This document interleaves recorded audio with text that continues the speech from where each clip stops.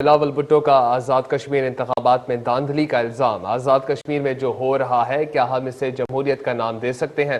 बिलावल भुट्टो कहते हैं, कौमी मफाद अहम है या नून लीग? रियासत फैसला करें, हम कौमी मफाद में हुकूमत और रियासत के साथ खड़े हैं।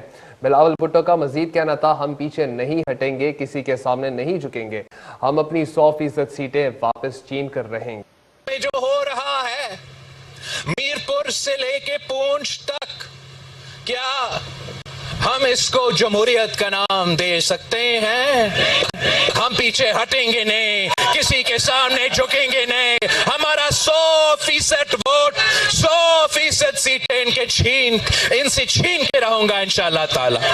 मान सकते हैं कि चौधरी यासीन 2 सीट से लड़ रहे हो, शहर का सीट से भी लड़ रहा हो और अपना भाई सीट से भी लड़ रहा हो, और वो शहर का सीट निकल जाए और घर का सीट में, गांव का सीट में कोई मसला हो जाए, नहीं, मैं मानने को तैयार नहीं।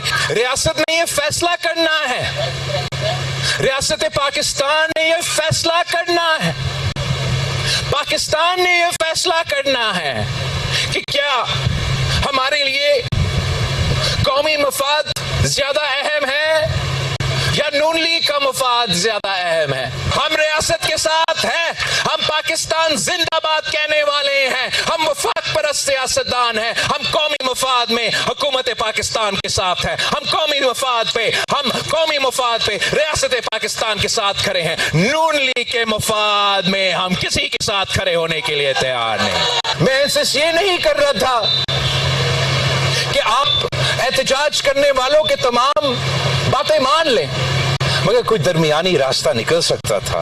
और जहां मैं मानता हूं कि एहतजाज करने वालों से तारीखी गलतियां हुई, सिर्फ इतना करना पड़ता कि सच और मुफाहमत का कमीशन फॉर्म करते, उस सच और मुफाहमत को कमीशन को जिम्मेदारी देते कि जो सच है वो हमें बता दे, जो झूठ है हमें बता दे।